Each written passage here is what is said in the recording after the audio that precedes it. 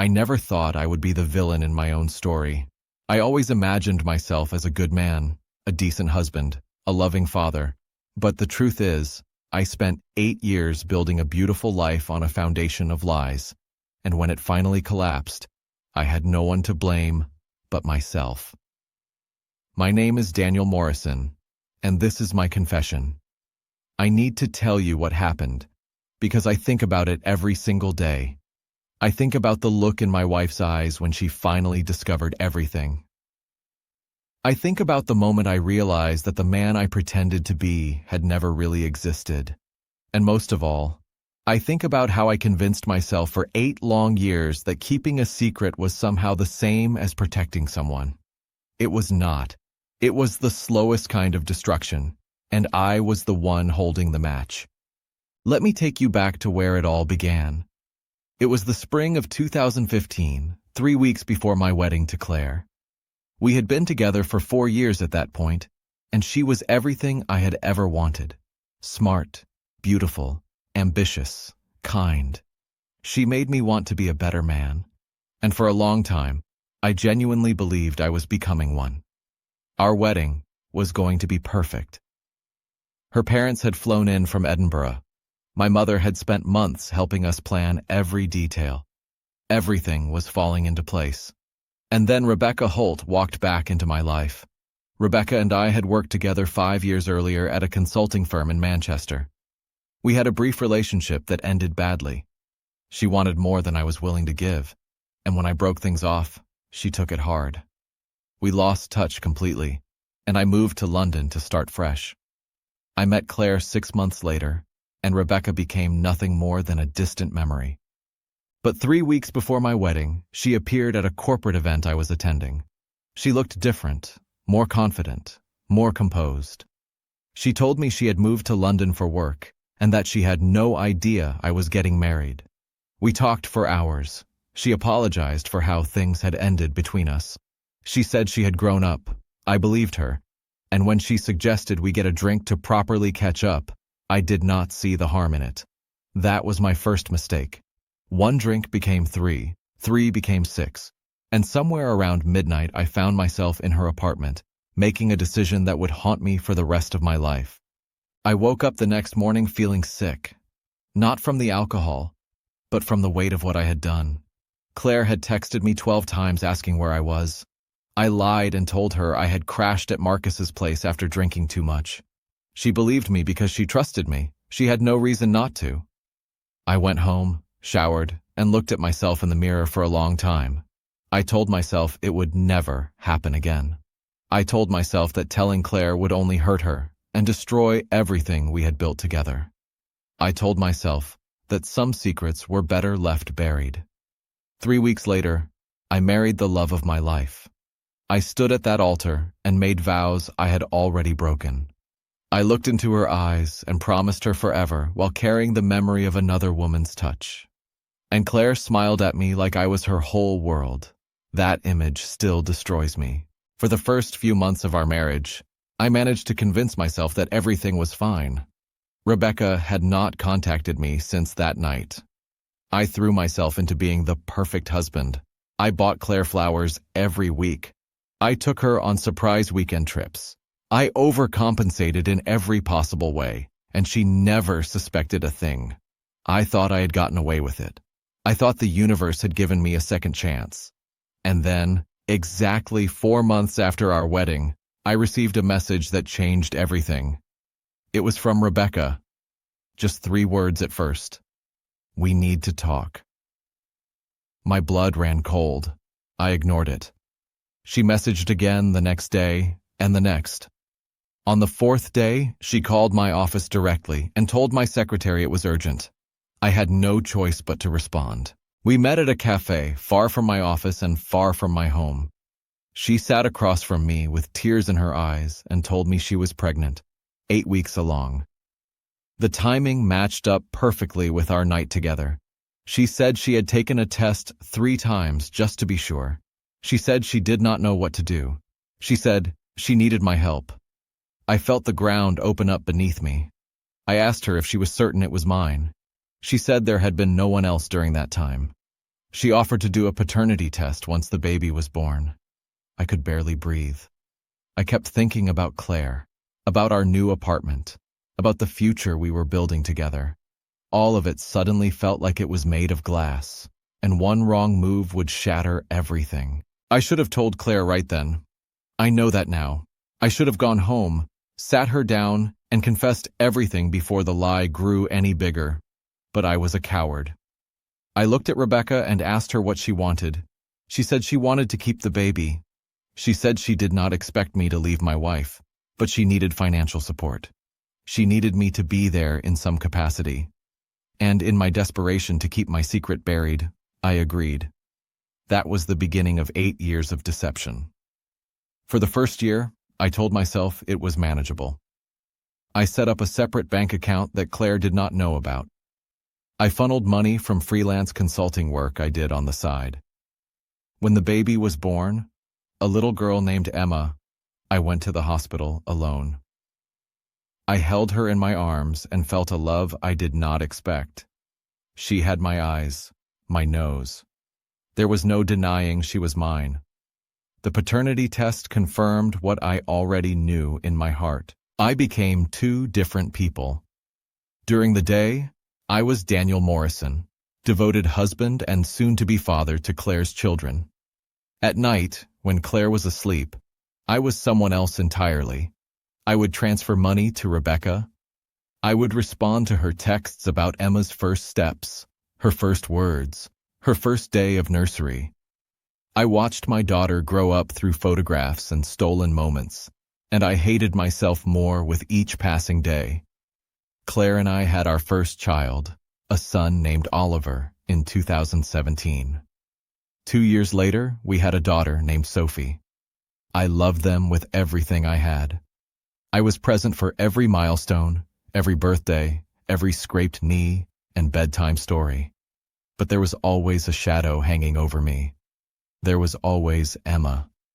Rebecca started asking for more money around the time Emma turned 4. She had lost her job and was struggling to make ends meet. She reminded me that she had kept my secret for years. She reminded me that one phone call to Claire would destroy my entire life. I did not know if it was blackmail or desperation, but the result was the same. I increased the payments. I dipped into our savings in small amounts, always careful to cover my tracks. I told Claire the money was going toward a bad investment I was trying to recover. She trusted me because she had no reason not to, but secrets have a way of growing heavier over time. The more I lied, the harder it became to remember what was true. I started making small mistakes. I would come home late and forget what excuse I had given. I would flinch when Claire picked up my phone. I became paranoid, irritable, distant. Claire noticed. She asked me if something was wrong, if I was stressed at work, if I was unhappy. I told her everything was fine.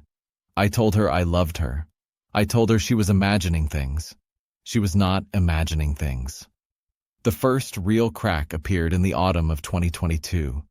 Emma was 7 years old, and Rebecca wanted me to attend her birthday party. She said Emma had been asking about her father. She said the girl deserved to know who I was. I refused. I told Rebecca it was too risky.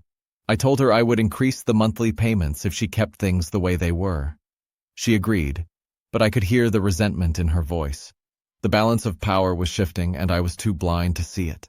Around that same time, Claire started behaving differently. She became quieter, more thoughtful. She would look at me sometimes with an expression I could not read.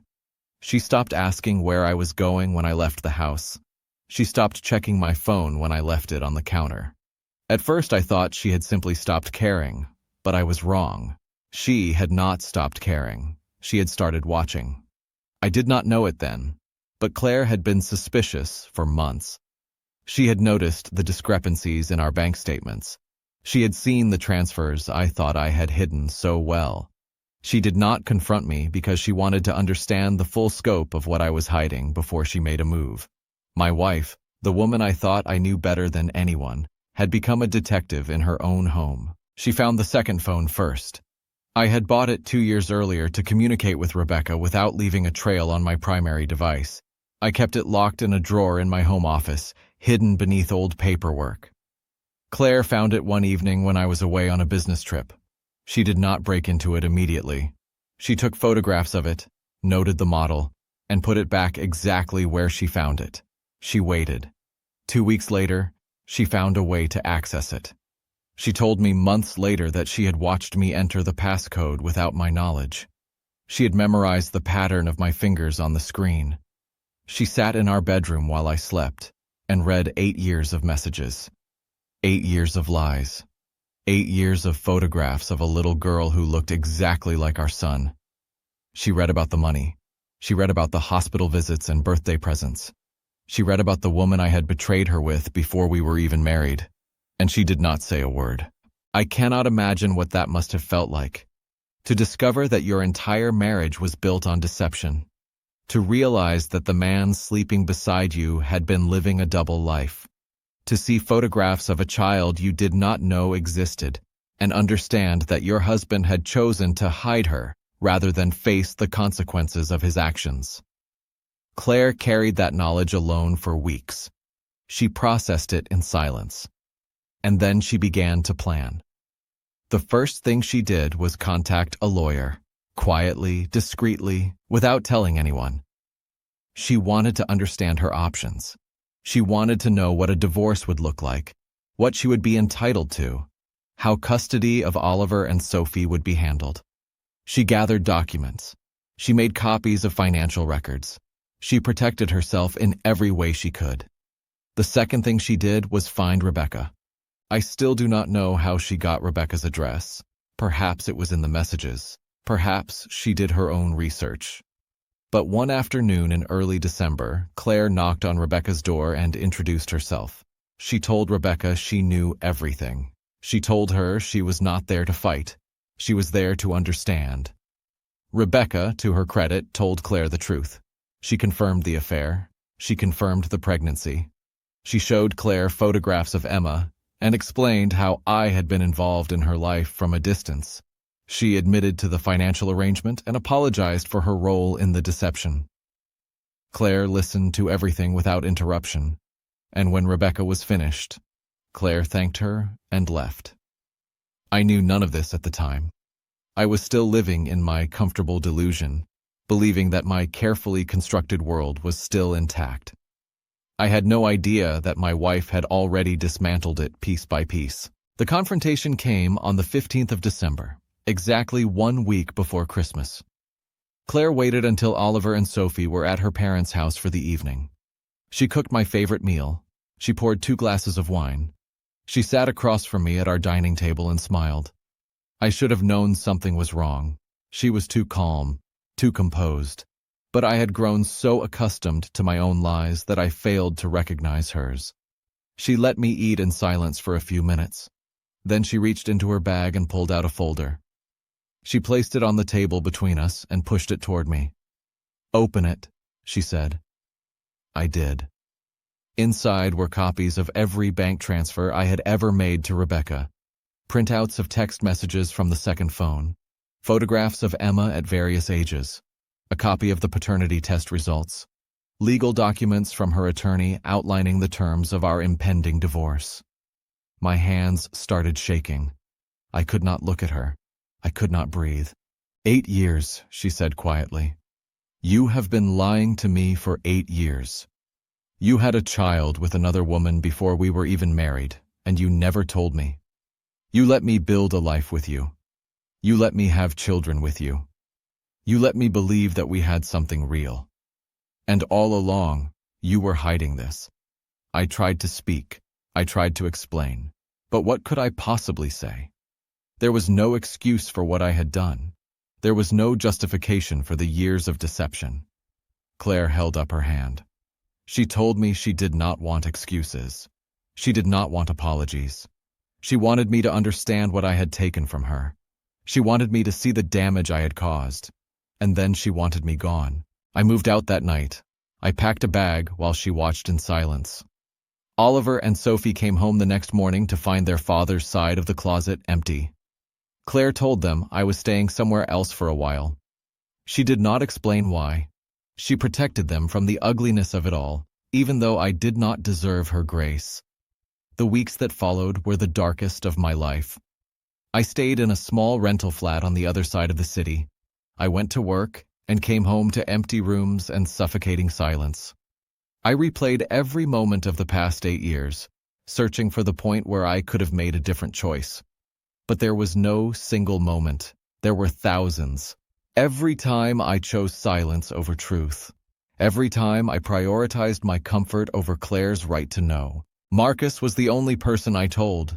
He had known about Rebecca from the beginning. He had been the one to cover for me the night of the affair. He had kept my secret all these years, and now he sat across from me and told me what I already knew. "You should have told her," he said. "You should have told her the moment you found out about Emma." "I know," I said. "I know. But knowing does not undo the damage. Regret does not rebuild trust." Claire filed for divorce in January. The proceedings were surprisingly civil. She did not try to destroy me financially. She did not use Emma against me in court. She asked for fair custody of Oliver and Sophie, and I agreed to everything. I would have agreed to anything. I had no right to fight. The hardest part was telling my children. We sat them down together, Claire and I, and explained that their father had made a serious mistake. We told them that they had a half-sister named Emma, who they might meet someday. Sophie was too young to fully understand. But Oliver looked at me with confusion and hurt in his eyes. "Why didn't you tell us?" he asked. I did not have an answer for him. I still do not. Rebecca and I now co-parent Emma with more transparency than we ever had before. She is 9 years old now, and she knows I am her father. She is confused by the years of absence, but she is willing to give me a chance. I see her every other weekend. I bring her to the park where I used to take Oliver and Sophie. Sometimes I look at her and see all the time I wasted pretending she did not exist. I missed her first steps, her first words, her first day of school. I traded those moments for the illusion of a perfect marriage. Claire has moved on. She is stronger than I ever gave her credit for. She told me once, months after the divorce was finalized, that the hardest part was not the betrayal itself. The hardest part was realizing she had been married to a stranger. I did not know how to respond. Because she was right. I am not telling you this story to ask for sympathy. I do not deserve it. I am telling you because I need you to understand what happens when you choose lies over truth. You think you are protecting someone. You think you are keeping the peace. But all you are really doing is delaying an explosion. And when that explosion finally comes, it destroys everything in its path. If I could go back to that night in Rebecca's apartment, I would leave before anything happened. If I could go back to the day she told me she was pregnant, I would go straight home and confess to Claire. If I could undo any of the 1,000 moments where I chose deception, I would. But time does not work that way. We do not get to rewrite our mistakes. Claire told me something before we signed the divorce papers. She said she did not hate me. She said hatred required energy she was no longer willing to give. What she felt instead was disappointment. Deep, quiet, irreversible disappointment. That word has stayed with me more than anything else. Disappointment. Because anger fades. Hatred burns out. But disappointment lingers. It is the recognition that someone you believed in was never who they claim to be. I live alone now in a modest flat near my old office. I see Oliver and Sophie on weekends and try to be the father I should have been all along. I am building a relationship with Emma, slowly, carefully, without the secrecy that poisoned everything before. I go to therapy every week and unpack the parts of myself that allowed me to live a lie for so long. I am not a villain, but I am not a good man either. I am somewhere in between. I am someone who made terrible choices and is now living with the consequences. The truth always comes out eventually. It does not matter how carefully you hide it. It does not matter how long you think you have gotten away with it. The truth has a way of surfacing at the exact moment when it will cause the most damage, and when it does, you are left standing in the wreckage of everything you thought you had protected. I thought I was protecting Claire. I thought I was protecting Oliver and Sophie, but I was only ever protecting myself. Claire deserved better. My children deserved better. Emma deserved a father who was not ashamed to claim her. And I deserved exactly what I got. A marriage in ruins. A family fractured by my choices. A life that is smaller and quieter than it ever should have been. If you are listening to this, and you are keeping a secret from someone you love, I am asking you to stop. I am asking you to find the courage I never had. Tell the truth before it finds you. Because it will find you. It always does. And when it does, you will not be given the chance to explain yourself. You will only be given the wreckage. My name is Daniel Morrison. I lied to my wife for 8 years. And when she found out the truth, I lost everything. Not because of what I had done, but because of who I had become. A liar. A coward. A man who loved his comfort more than his integrity. And that is something I will carry for the rest of my life.